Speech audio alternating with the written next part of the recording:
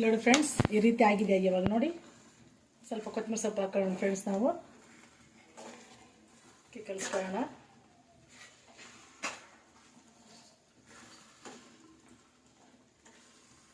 ಒಂದು 5 ಮಿನಿಟ್ಸ್ ಇಟ್ಬಿಟ್ಟು ನಾವು ಆಫ್ ಮಾಡ್ಕೊಳ್ಳೋಣ ಫ್ರೆಂಡ್ಸ್. ಇದು ಆಗಿರುತ್ತೆ ಅವಾಗ.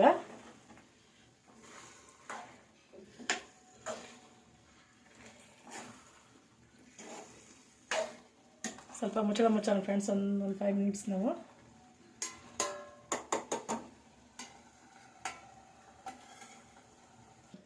ನೋಡಿ ಫ್ರೆಂಡ್ಸ್, ಇವಾಗ ಈ ರೀತಿ ಆಗಿದೆ. ಇಷ್ಟು ಮಾತ್ರ ಆದರೆ ಸಾಕು ಫ್ರೆಂಡ್ಸ್. ನಾವು ಗೊಜ್ಜು ಇವಾಗ ಇದು ಇಲ್ಲಿ ನೋಡಿ, ಇದು ಸರ್ವ್ ಮಾಡ್ಕೊಳ್ಳೋಣ.